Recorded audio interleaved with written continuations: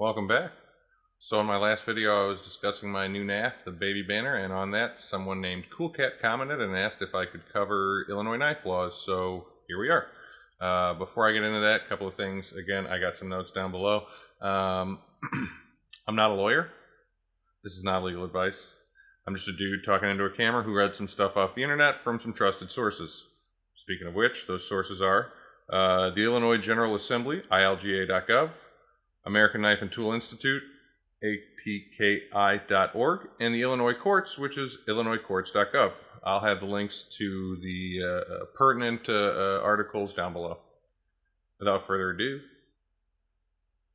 Illinois knife laws are basically, can succinctly be culled down to nothing at schools. They're weapon-free zones. No throwing stars. I know, bummer for you ninjas out there. No ballistic knives, which are apparently knives where the blade can be ejected from the handle. No switchblades unless you have a FOID card, and no knives with a blade length of 3 inches or more. Unless you're in Chicago, then it's 2.5 inches. That's pretty much it. Again, I would err on the side of caution regarding the measurements and all those. We'll get into that a little bit later, but when they say 3 inches, they mean 3 inches. And I'm guessing 2.5 when you're in Chicago. But for the rest of the video, we'll just pretend we're not in Chicago. We're just in Illinois outside of Chicago. Behind me, I've got a handful of popular knife manufacturer and models. And so I thought I would go into those and just kind of discuss the points about which ones are illegal and why. And so let's do that. All right, so here's an assortment of some relatively popular brands and models.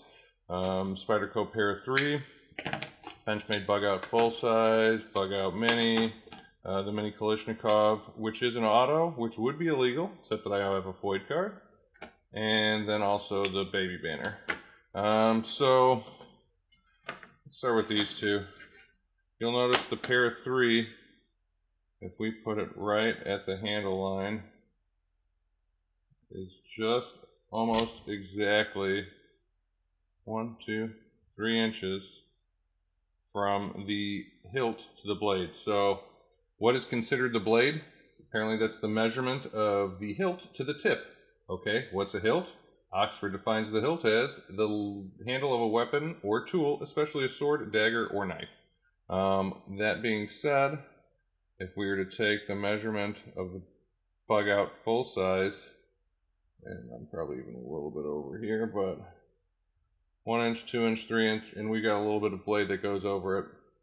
I don't know that anybody would actually care, but if they were given a reason to care and throw the book at you, they're going to.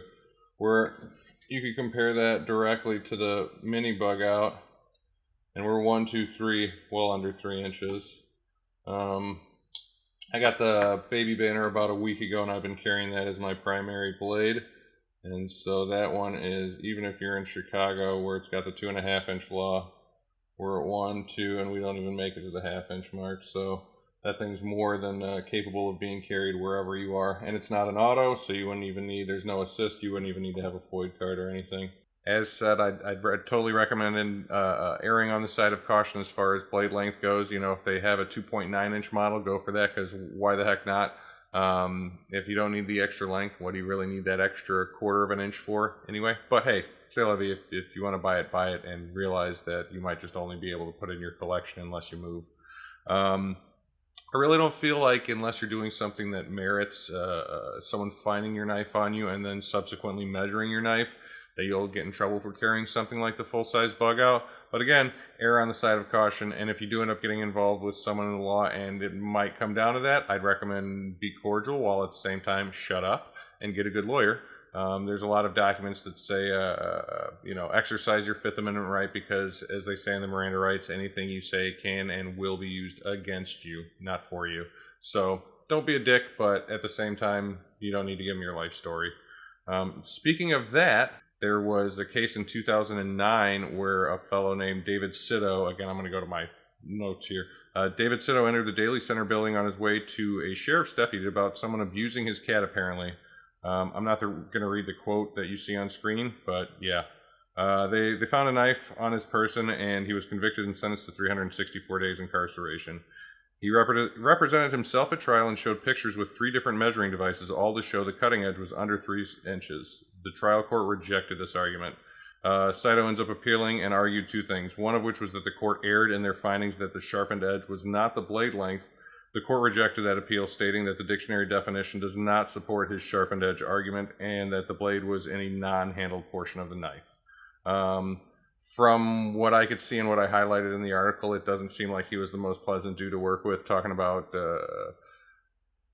deputies being huffy and puffy and yelling at them about the amount of money he has on him. So even if some discretion was able to be put in his favor, I don't think he was going to get it just by the way he was acting. Then on top of that, he was in the Daly Center, which is a federal building, and so yeah, there's probably a whole lot less ability for leniency.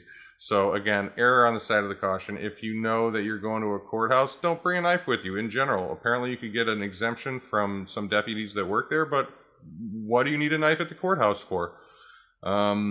Yeah, other than that, I believe it's relatively simple and straightforward. We are kind of strict around here in this state for not only knives but firearm laws, but as long as you pay attention, follow the rules, and do what you're supposed to do, I think we'll all end up all right.